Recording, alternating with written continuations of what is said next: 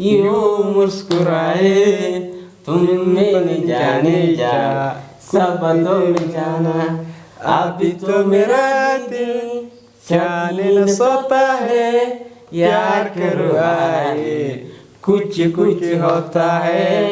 यार करो आए कुछ कुछ होता है बाबा ओके ऐसे जो कुछ नहीं है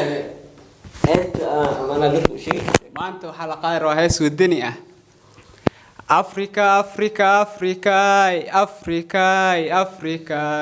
Africa qaylisoy waxay warqan lahaa ku diri anigu qeyrkay ka haray qaardihii iga tago aqoon bay korsadeeno qaar baa dayaxa qabsaday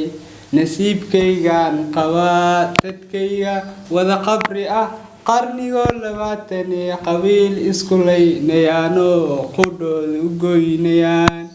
nasiibkaygan qabaa dadkayga wada qabri ah qarnigoo labaatane qabiil isku leynayaano qudhooda u goynayaan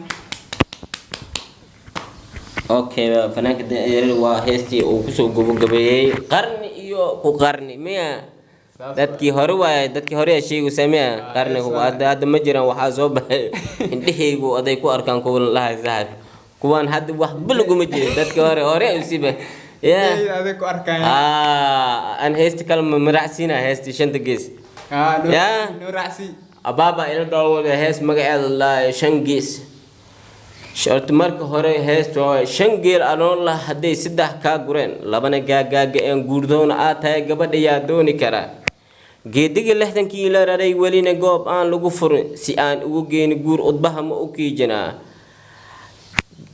geediga 60 kiilo raray walina aan goob lagu furin si aan ugu geeni udbaha ma u kiijina gabadha hadalkay tiriyo su'aashu garashay rabta baadida aan goowayana markaan raadkeeda guro garaad baa isoo ilshay gobay ila taliyo sidee baan ugu gudbaa